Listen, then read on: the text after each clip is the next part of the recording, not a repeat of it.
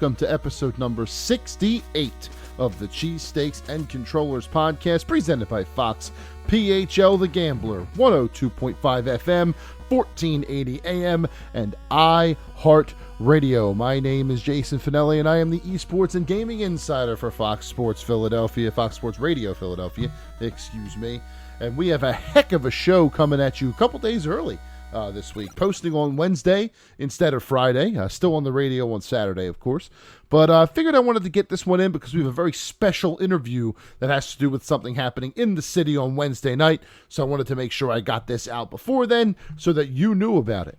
Looking forward to sharing that interview with you later in the show. We're also going to talk about the final Smash Bros. DLC. Happened on Tuesday morning, and it was a doozy. And then I got a couple of admin things to take care of at the end. A couple of things I want you to know about going into the weekend. So without any further ado, let's get right in to the 6 in 60 seconds. In early League of Legends World 2021 play-in results, LNG from Group A and Group B's Galatasaray both go 2-0 on day one. Cloud9 from the North American region wins its only match of the day, while Brazil's Infinity and the greatly named Unicorns of Love both go 0-2. Overwatch League roster mania is in full swing after the 2021 season has ended. The Fusion so far have only released Shockwave, while the New York Excel have parted with 6 players. The next Rainbow Six Siege Major has been confirmed for November 2021, with Sweden playing host country. Sora from Kingdom Hearts was revealed to be the final downloadable character for Super Smash Bros. Ultimate, launching October 18th. Ghost Recon Frontline, a 100-player multiplayer shooter, was revealed as the next entry in the Ghost Recon franchise by Ubisoft. And finally, Universal Studios' classic monsters are coming to Fortnite as part of the Fortnitemares October celebration, starting with Frankenstein's monster and the Mummy. Those are your 6 in 60 seconds. And as always, your 6 in 60 seconds are brought to you tonight by the sponsor of Cheesesteaks and Controllers, Ghost Shaver. The Ghost Shaver is designed to feel like an extension of your arm, allowing the user to reach anywhere on the head, face, or body. The precision cutting system gives you a close and smooth shave every single time, thanks to 5 rotary flex action super thin blades and a patented handle design that fits into the palm of your hand precisely. Go to ghostshaver.com to check things out and get yours. That is Ghost Shaver, a shave above the rest. Yes, folks, those are your 6 in 60 seconds for the week. Always a busy time here in the video game industry, but I do want to pivot a little bit. I would be remiss if I did not mention one of my other passions, that is professional wrestling. Talked about it a couple of times here on the show. Try not to harp on it too much, but every once in a while, the two intersect, and we have a fantastic example of that this week. Wednesday night, AEW All Elite Wrestling is bringing Dynamite to the Liacouras Center up at my alma mater, Temple University, and joining me now to speak about that is the de facto leader of the Dark Order, Evil Uno himself is here with us to talk about Twitch streaming, video games. Maybe I'll throw him a curveball at the end. Mr. Uno, how are you today, sir? I'm doing great. Thank you very much for that very, very nice introduction. I have to ask you, just to get started, how is your head after the papers were thrown at you by -1 last week? It feels just fine physically. Mentally, I may be a little hurt. I will say my shame has I may be a bit ashamed this week. That's fine. Just a little hit to the pride, but I think there's nothing like a couple of papers to your face to set you straight. Agreed. It really sets you in the right course. I'll say that. So let's talk about AEW for a minute. Celebrating your 2-year anniversary of Dynamite in Philadelphia this Wednesday really has been a consistent success since its inception, even with a very strange Jacksonville pandemic era. Really, the entire world went strange, honestly. Can you talk to me a little bit about the feeling in the locker room from that first show to now and how things have maybe changed or stayed the same? What is the main feeling back there every Wednesday night? I've been very fortunate because I've gotten to see every facet of AEW. I was there at the very first pay-per-view. Yes. When everyone's so enamored by the fact that we were doing giant arenas and finally seeing something new into the future of wrestling. And then when our television show started, we were so excited as well. The roster is one big family, and every single week it seemed to be getting better and better. And then obviously Jacksonville, the pandemic era was kind of a dip in everyone's for everyone's opinion, honestly. Yep. The pro wrestling world took a very big hit during that time. But I will say I think AEW has recovered from it more so than anyone else. And we've just, every single week is a mystery to us. I come in every single week, and every single week I'm amazed by what kind of talent are brought in, what kind of surprises we get, not only for the roster, but also for as a wrestling fan. Obviously, as a professional wrestler myself, I'm a fan of professional wrestling, and I find AEW is on this insane rise right now, where every single week you can't really predict what's going to happen, and it makes for very, very exciting pro wrestling for both a wrestling fan and also for me as a professional wrestler. Oh, I agree 100%. Nothing like turning on AEW and not knowing whose face you might see by the time that end graphic shows up at 10 o'clock. I have to ask you also, how many times did you get goosebumps backstage during All Out? It had to have been at least 4. I was very fortunate because, I'd be even more fortunate if I had the privilege of wrestling at All Out, but I got to watch most of the show as a fan, seeing it from the crowd, feeling it from the crowd. And I'm a huge Minoru Suzuki fan from his Pancras Day, from his Japan stuff, New Japan. And so seeing him there was amazing. Bryan Danielson was an incredible surprise. The beautiful thing about AEW is that all of the surprises are also surprises to most of the wrestlers. Oh, wow. That's how the secrets are kept. The best way to keep a secret from the public is to keep it from everyone.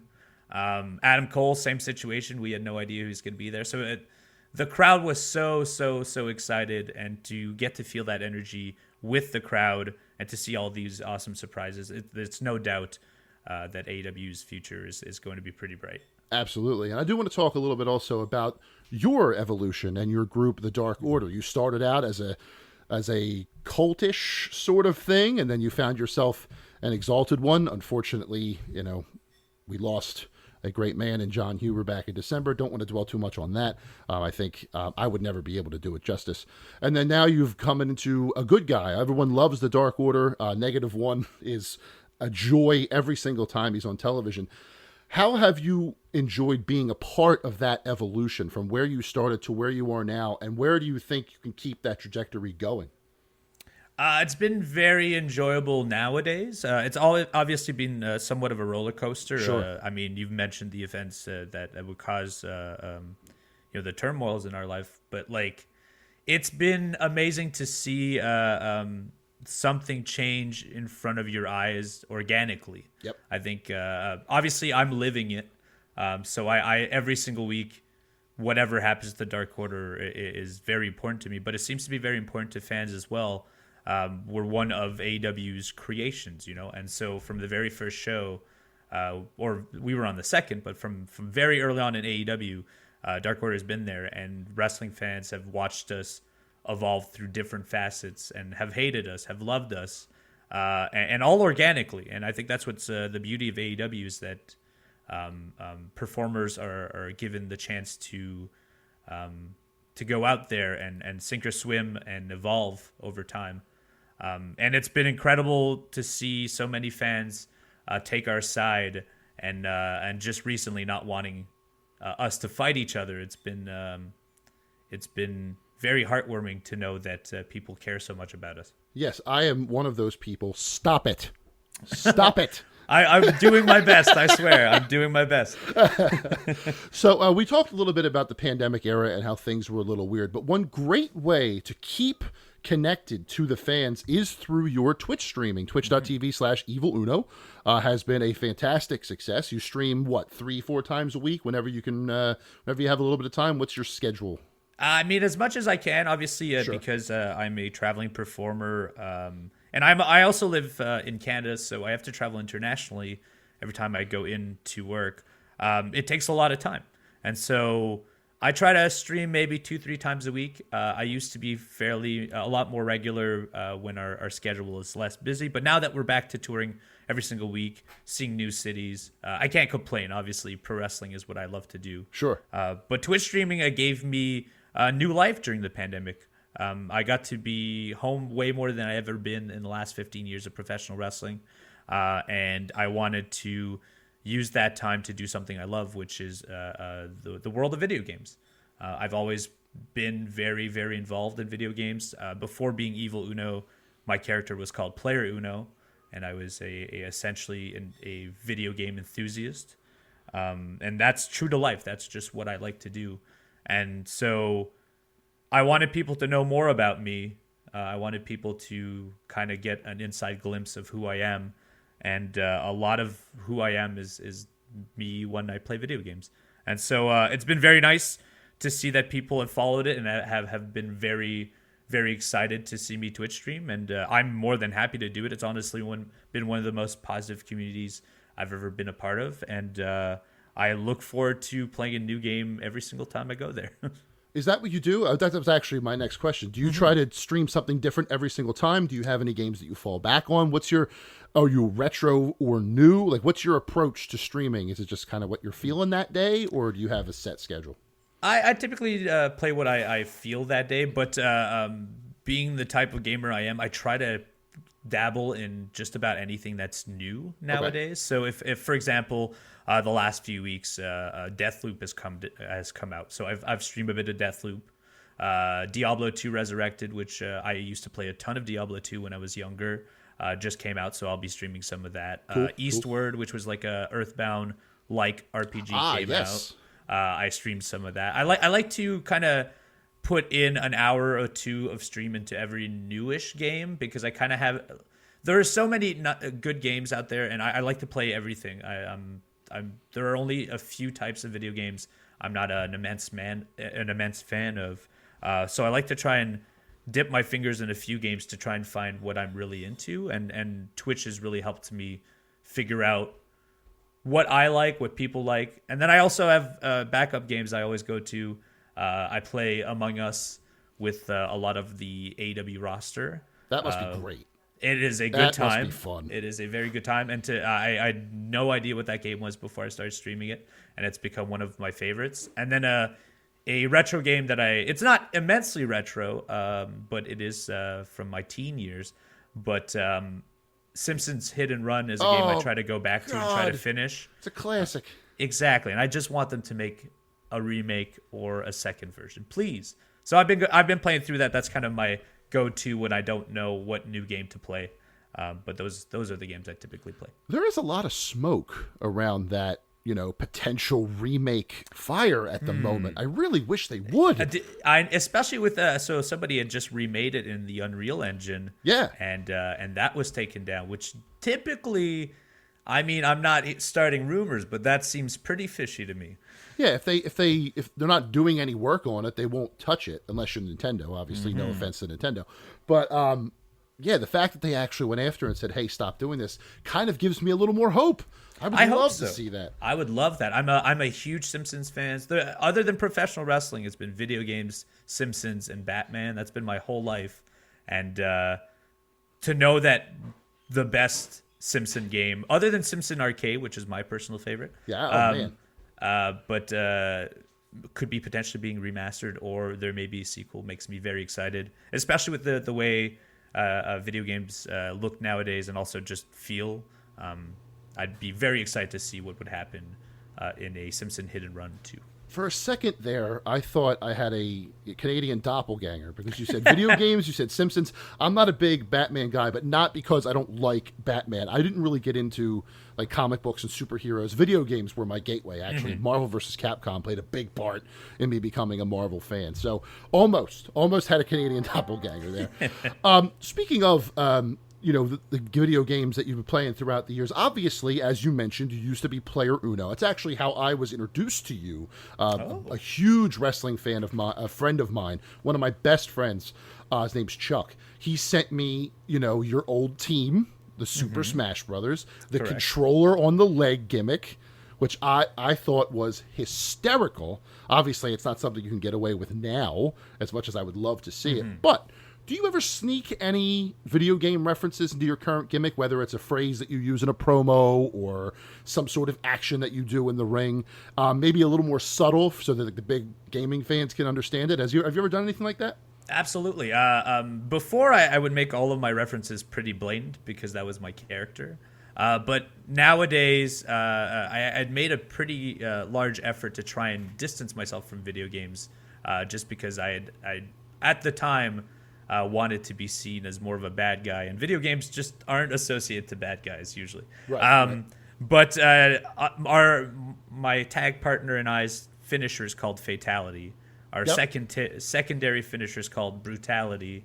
One of our go-to sequences is a belly-to-belly suplex where I launch him with my feet, and every single time we yell out "Get over here" as a reference. Oh, nice. So there are always some little references. To me, when I do a double stomp, which is a very common wrestling move, I always call it Goomba Stomp or Mario Stomp. There are things that have been ingrained in my mind from playing video games, and when I do certain things at the ring, such as like if I give a person a right hand, in my mind it's the Falcon Punch, it's not the right hand. Nice. And that's from years of being Player Uno, but it's also that's how I think video games, I think wrestling.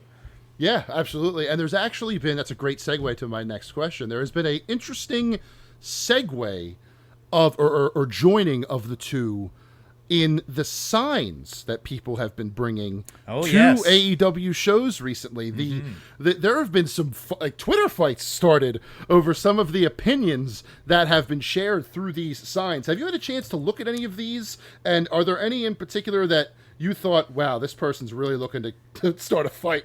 If I remember correctly, I believe the first few signs were about Final Fantasy VIII, either being mediocre, and then another sign was saying that it was underrated, and then another one saying that it was trash. Yeah. And then if I remember correctly, then the progression was Persona 4 is mediocre, Persona 5 is trash. And so a lot of it has just been a lot of negative stuff towards like JRPGs, I find. I like the Persona games. I'll say this, I liked Final Fantasy VIII. I prefer 7 and 6 personally, but I thought 8 was fine. I like Persona 4. Is it? Yes. Is it the card system? It's the triple triad. I didn't mind the draw system. I'm like one of the few people who didn't care about that because I liked how it enhanced your stats. Yep. While you were drawing the magic, and also I think it has something to do with. It was the first, I didn't have a PlayStation until 8 came out, so I got 8 with the PlayStation.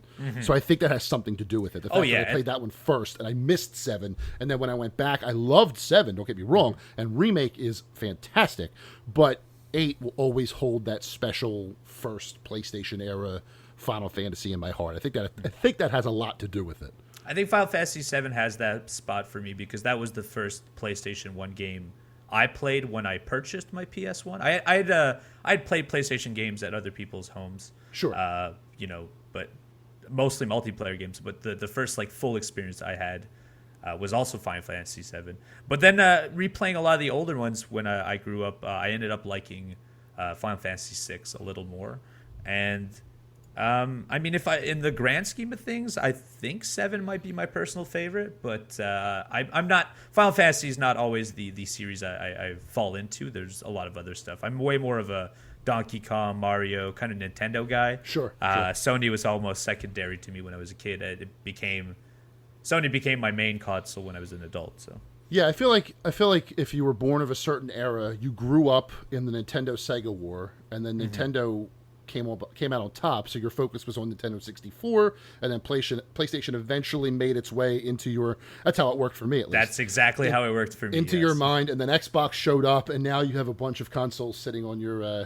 Now I own every console known to man. Yeah, me too. It's I get side eyes from my wife sometimes. You don't, however. Mrs. Uno is a big part of your Twitch streaming as well. Correct. Sometimes you include her. That's got to be great. Yes, I mean, me and my wife have been together for over 15 years, and I mean, her love of video game is very similar to mine. So that's awesome. It's been great to share. I mean, the Twitch, on top of being something to do secondary to wrestling and complementary to wrestling, it's also something for me and my wife to do together as a project, and it's been very, very nice for both of us. Yeah, that's very cool. I've seen a couple of those streams, and I'm just like, man, that has to be awesome. Just to be able to sit there with one of your favorite people, probably your favorite person. I won't get you in trouble here. It's your favorite person. Definitely. If you are listening to this, you are my favorite. Just hanging out and playing games. That's really, really, really cool. But yeah, I want to read you some of these signs and see how you feel. The one that got my attention was even Quest 64 is greater than Final Fantasy VIII, and that sign can get right back in the bin. That game's not even finished. It's so janky. There's Persona 5 sucks is the one that you were mentioning.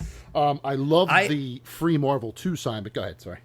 Yeah. Seriously, why are we still playing Marvel 3? Marvel 2 is by far the game to play. But on Persona 5, I don't think it sucks, but I could see if you're new to the series thinking the game is too long. Sure. Because all the Persona games are 120 hours. So. Which is a lot. It's too much. And I just don't have that time right now. And then I think the one that made me laugh the most is the worst Fire Emblem game is better than the best Paper Mario. I'll be brutally honest with people. I've never played a single Fire Emblem game. Really? Not a single one. And it's not because I haven't. It's not like I don't like the series or anything. I've just never been pulled into buying a single one of them. And now there are so many of them, I really don't know where to start. And so I've taken a step back and just ignored the whole series. I've also never played Skyrim. Wow. And not even, they ported that everywhere. You haven't everywhere. Even played Skyrim Alexa edition? Nope. And I haven't played World of Warcraft either. And the reason for all of those is mostly because now that I've been removed from it and know they're giant experiences I would enjoy, I'm terrified to have to invest another 300 hours into a video game. I'm 100% with you on that. That's why like Fallout and Skyrim never clicked for me. I never did World of Warcraft because I never really had a gaming PC until now. But also, I know what would happen to myself if I got involved in something like that. So I just said, no, I can't. I can't do it. It's for my own well-being that I don't play those games. That's right. I want my wife to recognize me. You know, if I get into World of Warcraft, I'll just keep myself. My kids will be like, "Where's Dad?" And she'll be like, "Azeroth, probably." I have such little time to sleep that I really don't want to put myself in that situation. I can imagine you coming down to the ring after an all-night World of Warcraft. You're dragging your feet, your hands are at your sides. People are like, "What's wrong with Uno?" Yeah, I'm due to lose every single time if that's the case. That's fantastic.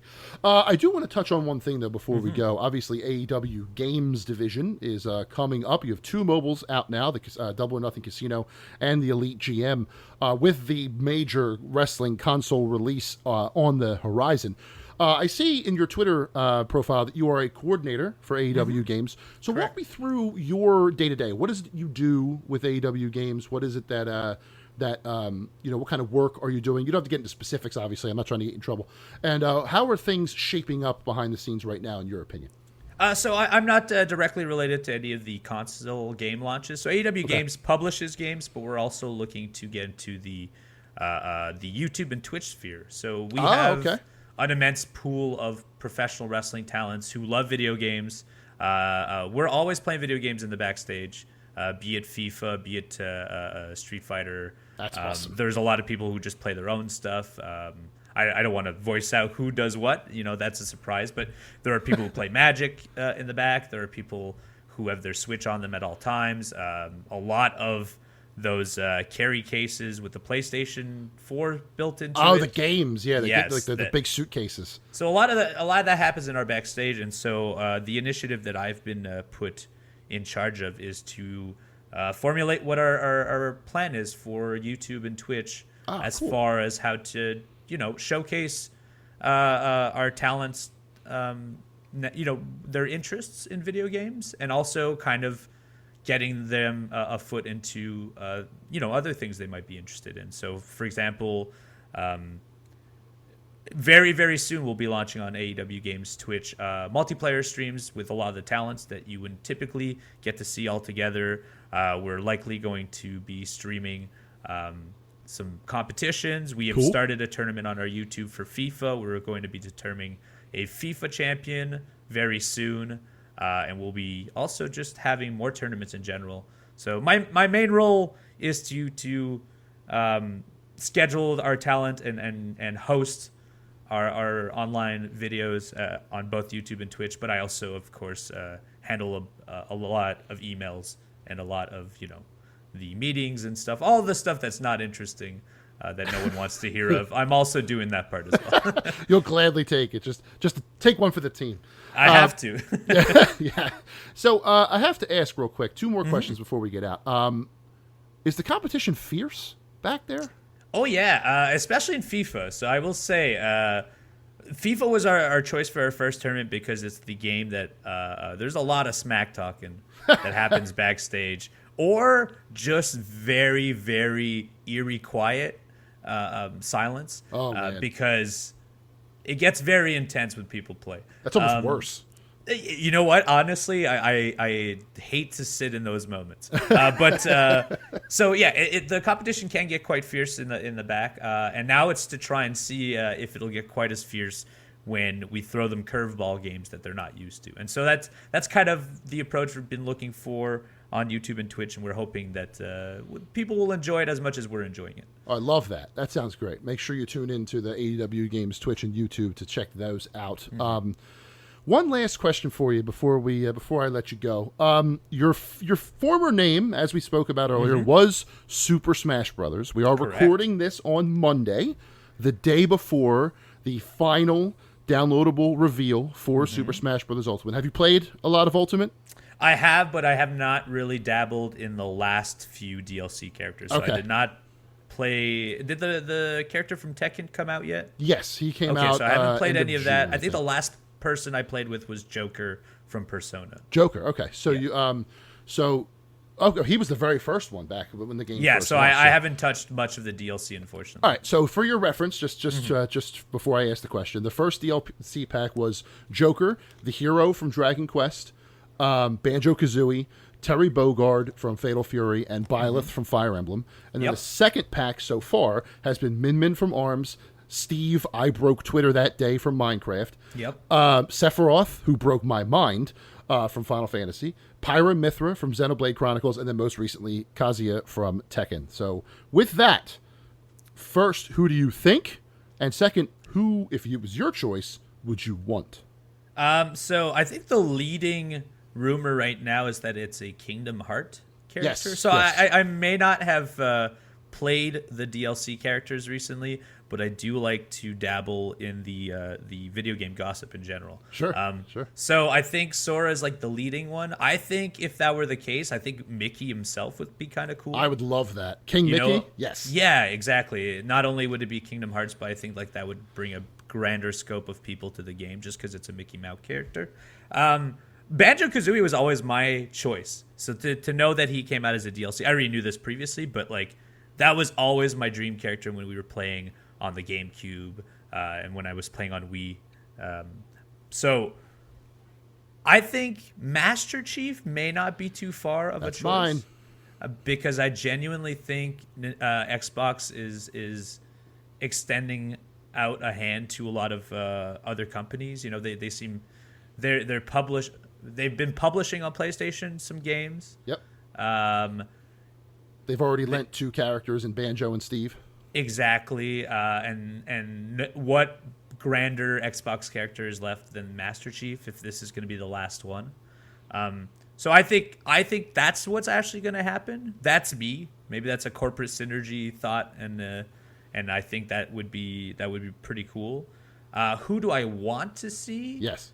I'd actually like to go completely the opposite and hope it's Parappa the Rapper. Wow, a Sony character. Yeah, so everyone's anticipating a olive branch between Microsoft and Nintendo, and I'm actually hoping it's a triangle of branches, Big. and that a Sony character makes it. I don't know if you intended to make the triangle Sony PlayStation reference, considering that's one of the buttons, but It is. It nice. is. No, I did not. I'm not nearly that smart. But Parappa makes a lot of sense considering they already have a template from. The Yes, he's All-Stars from a Battle previous Royale. game as well. But I also feel like, as I said that out loud, people might be mad just because he was in a previous fighting game. But that's just that's just how people take any announcement. Sure. I mean, regardless of who gets announced, no one will be happy. That's the typical. That's the typical launch of a DLC character for Smash Brothers. now that is a prediction you can take to the bank. No matter who it is, someone's going to be mad on Twitter about yes. it. So, with that, I will let you go. Thank you so much for your time and meeting with me, Mr. Uno. All the luck in the world to you with AEW Games, with your Twitch channel, with AEW in general. This Wednesday, if you're listening when this podcast comes out, tonight, AEW Dynamite live from the Liacouras Center up there at Temple University. Go get your tickets at the box office or online and check out Dynamite, Rampage, Dark, and Dark Elevation for all of your AEW needs. Uno, thank you so much. Thank you for having me. All right, moving right along here to our second segment of the show, and by golly, do we have a lot to talk about here. So, as was hyped since September the 23rd during the Nintendo Direct, the final Super Smash Bros. Ultimate downloadable character was unveiled on Tuesday, October the 5th at 10 a.m. local Philadelphia time. After weeks and days of speculation with names being thrown around like Master Chief and Waluigi and other fan favorites, the presentation began with the unveiling of this round's Mii costumes, which was Octoling and Judd the Cat from Splatoon, and then Doomslayer from Doom, knocking him out of contention for the character itself. And then finally the trailer played, and we heard some familiar music. As I said in the 6 and 60 seconds, Sora from Kingdom Hearts has made his way to Super Smash Bros. Ultimate. Heavily rumored, quote-unquote leaked last week based on a anonymous 4chan post, which you can never really believe until it actually happens, right? A post had said that they worked for Disney Music and that Nintendo called about certain songs to use in a presentation on October 5th. Ended up being dead on, but, always have to take a grain of salt with those things. But here we are. Sora makes the final character, number 86, of the 86th slot, 89 if you include the characters that are multiple characters in one, Pokemon Trainer and Pyra Mythra specifically. We are at the end of Super Smash Bros. Ultimate. After 3.5 years of trailers and speculation and just a really damn good time, let's be honest. Some of the most hype moments in all of video games in the last 3.5 years have come from just this one game, starting with that initial reveal during the March 2018 Nintendo Direct, where a Splatoon trailer was followed up by another Splatoon trailer, and that second one quickly became a Super Smash Bros. Switch trailer. We did not know the name Ultimate yet. We would find that out a couple months later in June at E3, but that was the first thing we saw of this new Smash Brothers. It confirmed a brand new character in the Inklings from Splatoon. I was watching it in my house, my kitchen at the time. I've moved since then, and started screaming and beating my chest like Donkey Kong himself, to the point where my wife was wondering if something was wrong with me, and I had to tell her no, the exact opposite. Things are great. Then went to E3 that June, where the Nintendo E3 Direct was half everything else and half Super Smash Bros. Ultimate, because with hitting the surprises right out of the gate, every character that has ever been in Super Smash Bros. Was coming back.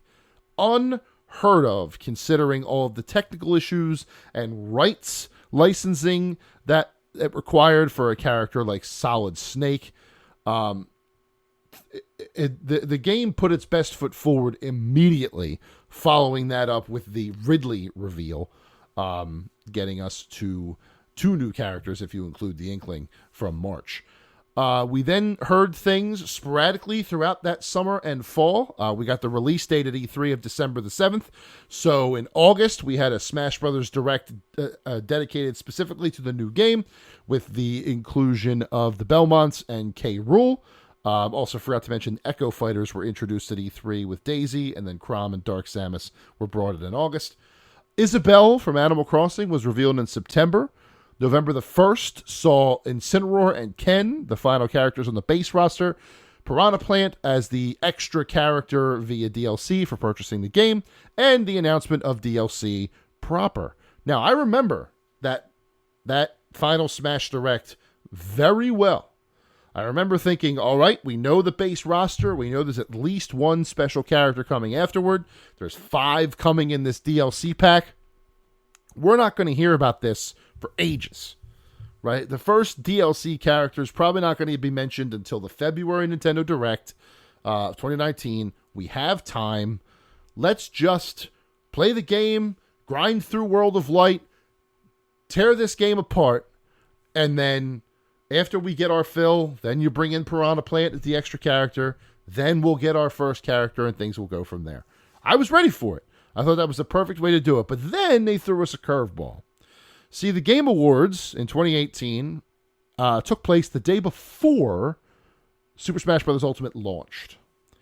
And in order to feature something from that game, they decided to drop a little bomb on us. If you recall, Keely's on the stage back when you could be in a public theater, and the screen behind him starts to get fizzy, the lights start to flicker on and off.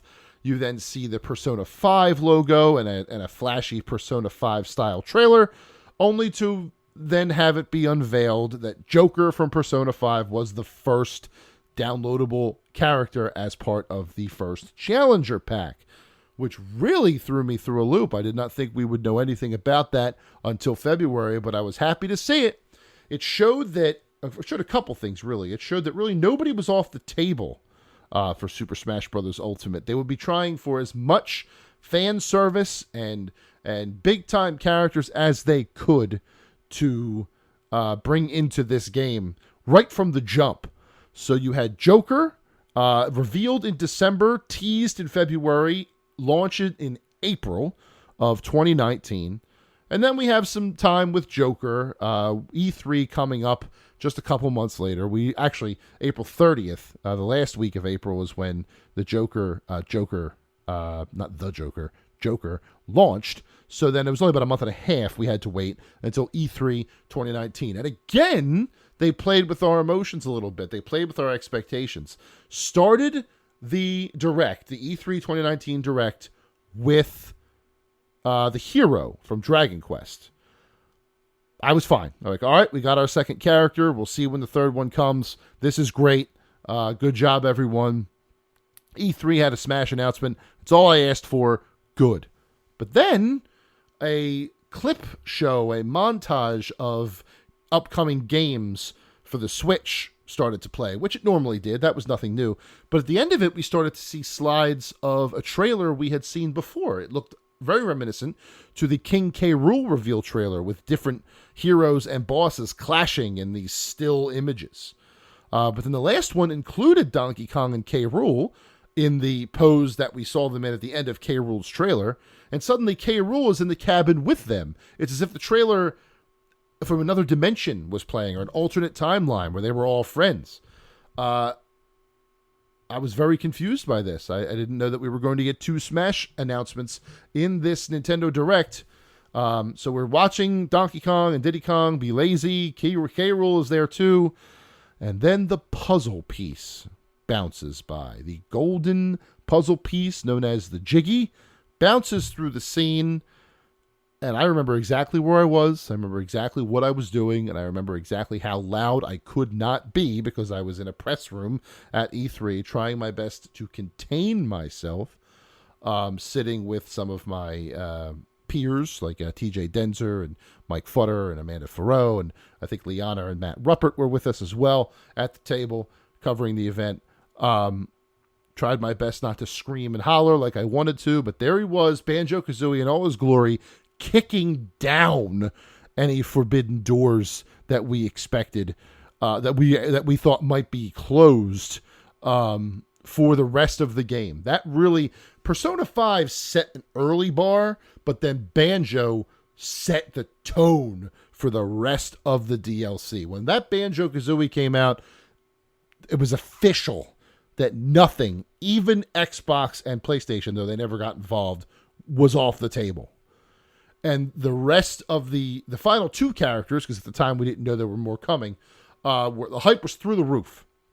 In September, when Banjo launched, we then got Terry Bogard from Fatal Fury, which was good for a certain part of the world, Latin America, where Fatal Fury and SNK fighting games are humongous. And it was also good for old heads like me who remember playing the original Fatal Fury on the Super Nintendo. That Mr. Sakurai Presents was basically a 45-minute history of one of the pillars of the fighting game genre. Just an absolutely wonderful piece of video. One of, if not my favorite of the Mr. Sakurai Presents is that Terry Bogard presentation. And then he launched in November, and the pass had one more character left. This was the only time, I think, that they let the hype, what's the word I'm looking for? Betrayed them. That they went a little too hard on a character that they should not have gone so hard on. Now, the blow was softened, I will admit, by the fact that when Terry was announced in September, they also announced that there would be another DLC pack, that Fighters Pass 1 would not be the only Fighters Pass. So that softened the blow of the January 20th, 2020 announcement a bit. Byleth from Fire Emblem Three Houses just did not carry the same weight as Banjo or Joker or Hero or Terry before them. Still cool, and definitely one of my favorite of the Fire Emblem characters, but just did not have that oomph like some of the other announcements did. But that Byleth presentation did confirm that 6 more characters were coming in the second pass. So Byleth wasn't the end. It was the end of the pass, but not the end of Super Smash Bros. So any disappointment that we felt in the minute was mitigated by the fact that, okay, there is more coming. This is not the end. We didn't hear anything until March, because now we're in pandemic territory. Everything's up in the air. Everybody's working from home. Nobody knows what's up or down. Especially in the very beginning of the pandemic, things were particularly confusing. Nintendo launched a Nintendo Direct Mini in place of their February 2020 Direct to give a little more information as to what's going on. And in that, they announced that the first fighter for Smash Brothers Character Pack 2 would be from ARMS, a first-party fighting game with the stretchy arms. Came out in June 2017 for the Switch. We didn't find out who that was until June, when E3 should have been. That was Min Min, the ramen-themed fighter from ARMS, was unveiled in June of 2020 and launched a little bit later on. And then we were back on a semi-regular schedule. Every couple of months, we would get a tease that something was coming, or a Nintendo Direct would give us more information, and we'd go from there. However, the next 2 revelations were anything but ordinary. Let me take you back to October 1st, 2020, just over a year ago. A new presentation was, or the unveiling of the next fighter was confirmed by Nintendo in a short 7-minute video where the full Mr. Sakurai Presents would happen later. I'll never forget where I was when I watched this video. October 1st is my younger daughter's birthday, and we were in the Charming Star Playroom in Newtown Square for her birthday. The 4 of us were there. And it was scheduled to go on at 10 a.m. And at about 9:58, I said, or 9:59 maybe, I said, I have to run to the restroom. Keep an eye on the kids. And I went in and I watched the reveal trailer for Steve from Minecraft. And it's good that I did this. Yes, it was a little sneaky, I will admit it. And if my wife is listening to me record this, I'm getting judged very much. It's good that I did this because of the inclusion of Steve in Minecraft actually broke Twitter. Twitter stopped functioning for the better part of an hour after this announcement happened due to the sheer amount of reactions to it, or so the legend goes.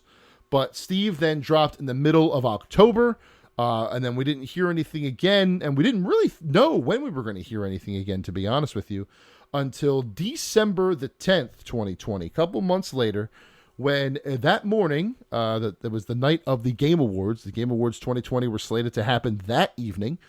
Nintendo confirmed that the next Super Smash Bros. Ultimate character would be coming during the award show, and that got the hype train running again. Who's coming this time? Who's it going to be? Waluigi? Is it going to be Master Chief? All these characters. But there was one that never crossed my mind. There was one that I never even considered that ended up being the answer, because I thought that his parent company would be too stingy, considering how much trouble they gave a returning character for Smash Ultimate. But I ended up being wrong about that twice. The first time in December of 2020, this is another one I'll never forget where I was. I was in my basement. I was covering the Game Awards for some of the websites that I write for. And this trailer started the show, if you recall. Jeff Keighley with the not so subtle "everyone is here" tease, knowing that the Smash trailer is coming first. And then we see Sephiroth. And we see a trailer that is basically an homage to Advent Children. This is the moment where I knew, I mean, I'd known it forever. It was never anything that I would argue against.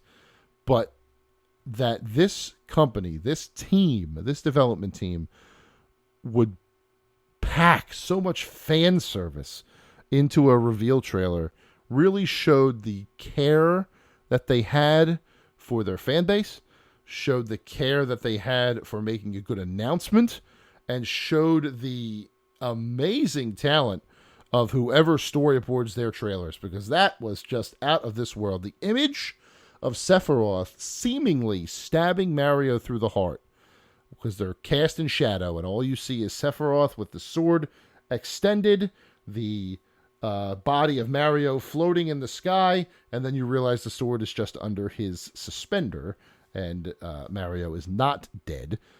I'll never forget that reaction. I was aghast when I saw that for the first time. Just, why are they killing all of their important heroes? Like, Luigi died in multiple trailers, especially like the Belmont's one where he got killed by Death, the Grim Reaper. But this was just an absolute shock turns. And having Sephiroth in the game was really, really cool. So about a week later, on the 17th of December, we got the full blowout on Sephiroth, how he played, when he would launch, stuff like that. Only character to have a unique boss mode, where if you fought Sephiroth before he launched and beat him, you'd unlock him. That was kind of cool. And then the Sephiroth hype died down, and once again, we were just waiting for the next trailer to drop. We got that in February 2021 during that direct, February 17th of this year, where Pyra and Mithra of Xenoblade Chronicles 2 were confirmed for Smash Bros. As the first trailer in that direct. And then continuing the pattern of being the first announcement in a presentation, E3 2021's Nintendo's E3 2021 presentation began with Kazuya from Tekken becoming the next to last Challenger Pack 2 character, the penultimate Challenger Pack 2 character, with his fun trailer of him throwing a bunch of characters into volcanoes, a homage to his older Tekken games. And then after he launched in late June, early July, we didn't hear a thing. We didn't hear a single thing about Smash Brothers. We were happily playing with the characters once again. And then on September 23rd, during the Nintendo Direct, Yoshiaki Koizumi told us that the final Super Smash Bros. Character would get its own presentation on October the 5th at 10 a.m.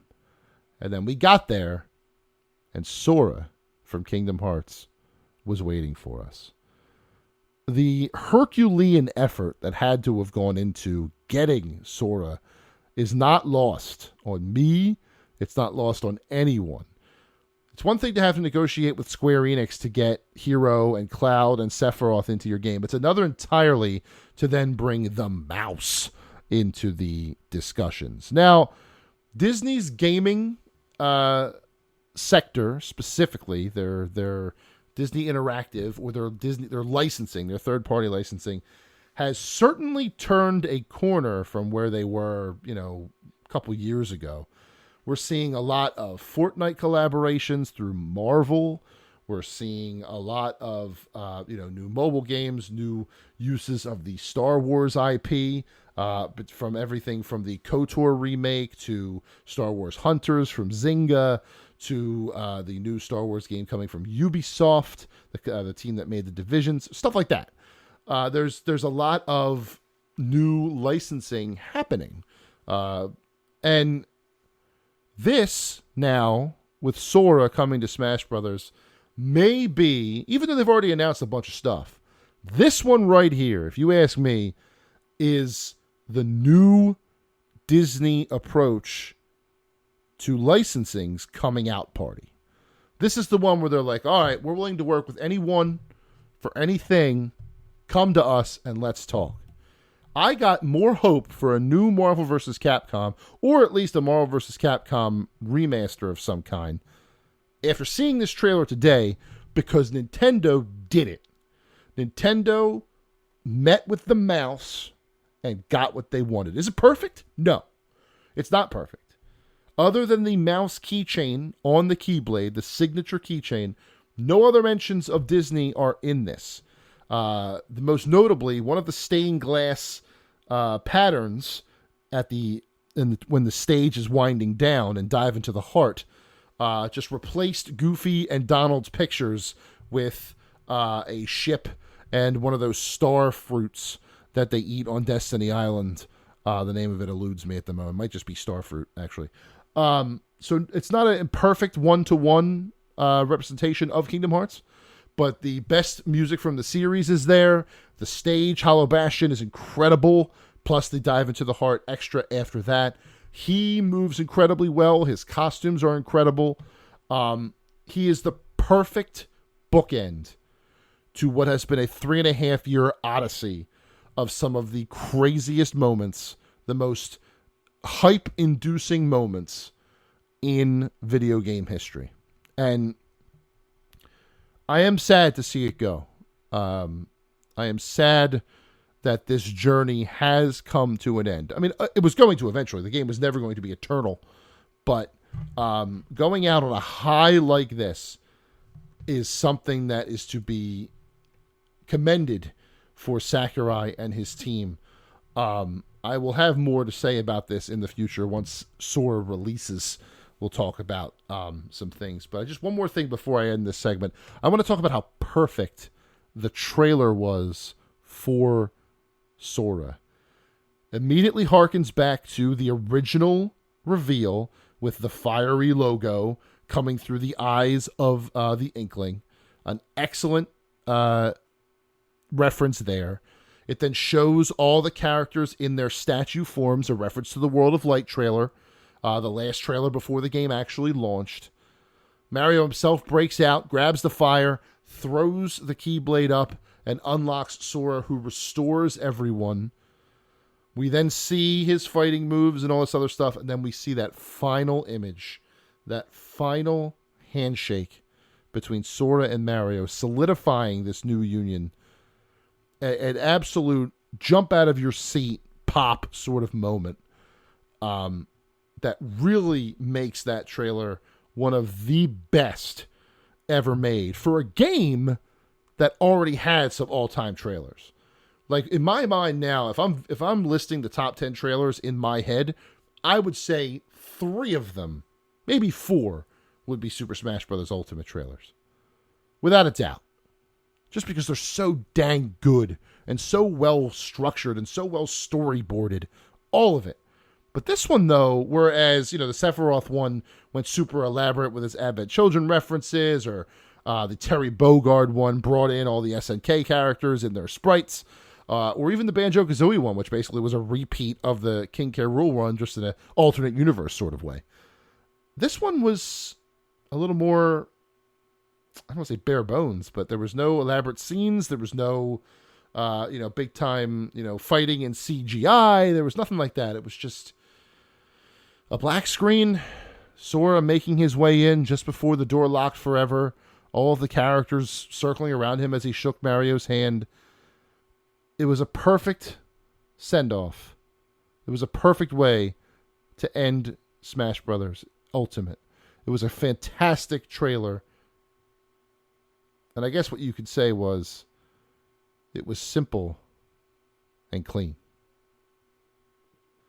All right, let's wrap things up for episode 68 right here, right now. So first and foremost, I want to make sure that everybody here knows that Too Many Games is happening this weekend, Friday, October the 8th to Sunday, October the 10th, up there in Oaks, Pennsylvania. They will have vendors and booths and people to meet and greet, and video game contests and old school people selling old school games you could check out as well. They have concerts at night.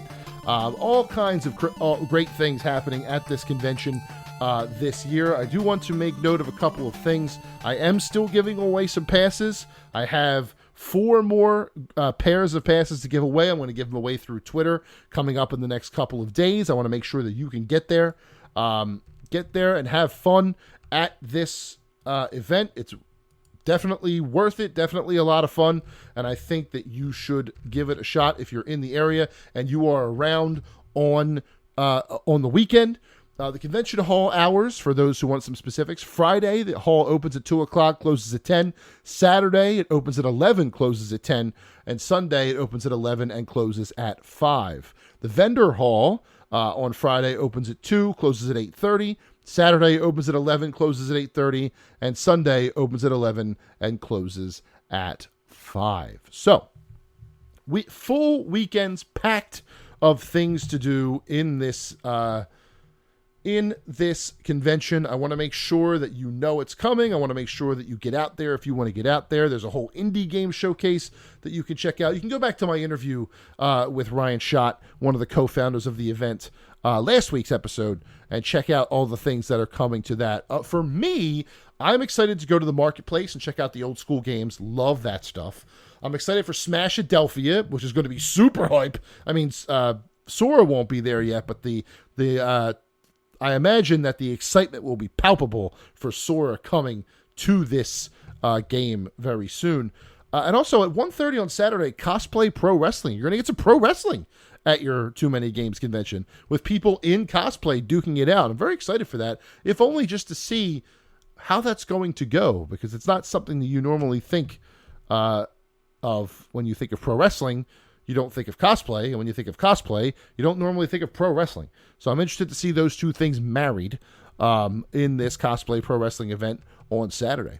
There's also a slew of guests. Like I said, you have Charles Martinet, the current voice, the longtime voice, of Super Mario and Wario and Waluigi and all that.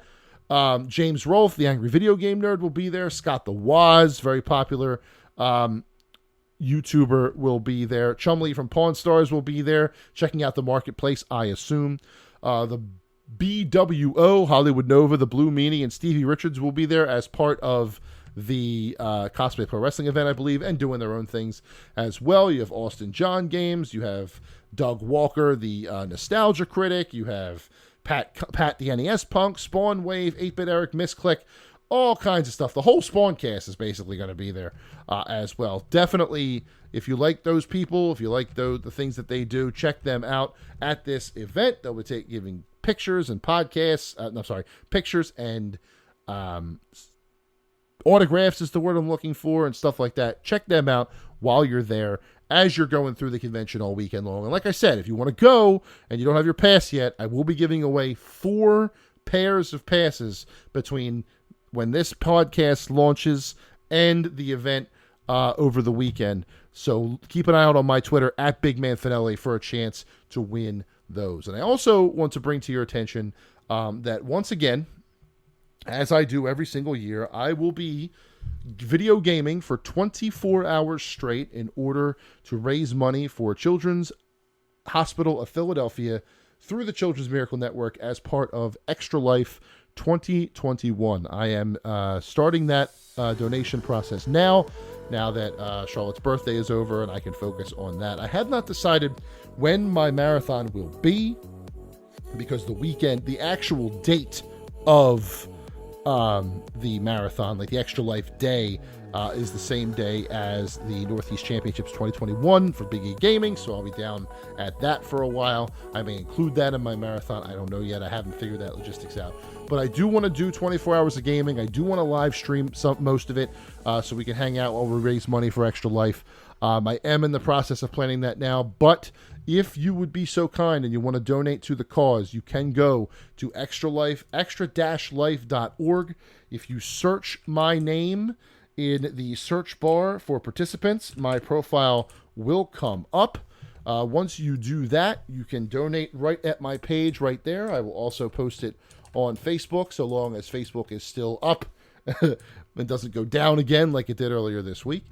If you just search my name, I've only raised $20 so far, so I've got some work to do to get to my $2,000 goal, but I've also been very, very behind in promoting it. So once I start promoting it, I'm hoping we'll get over that hump once again. So go to extra-life.org, search for Jason Finelli, and you could donate to Children's Hospital of Philadelphia. All of the money I raise goes directly to them. I don't see a penny of it. It is facilitated through them. You donate directly to them, and they pass it over. It just goes to my total on my page if you're donating through me. Have not decided what games I'm going to play yet. I imagine Super Smash Bros. Will factor heavily in that marathon, because by then the game will be complete. The whole roster will be there, and hopefully I'll be a Sora master sometime in November once the marathon takes place. So please go to extra-life.org, search for Jason Finelli in the search bar. I will put the information in the podcast info and in a subsequent tweet and Facebook post. And then you can donate to the cause right then and there. So extra-life.org for that. And with that, we are at the end of episode 68 of the Cheesesteaks and Controllers podcast, presented by Fox PHL The Gambler, 102.5 FM, 1480 AM, and iHeartRadio. Anyone who is going out to TooManyGames or who wins these passes from me, please look for me there. I'm happy to meet anybody who listens to this show. I would be walking around doing the thing. If you bump into me, I'm happy to say hello. Look for my my ugly mug on Twitter or Facebook or the Extra Life page to know what I look like, and feel free to walk up and say hello.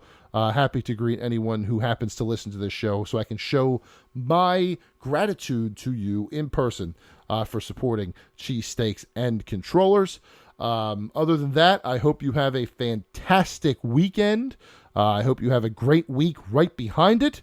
And we will be back next week for a very nice episode of Cheesesteaks and Controllers at our normal day of Friday. So this has been episode 68 of Cheesesteaks and Controllers. Until next week, thank you so much for listening. Goodbye.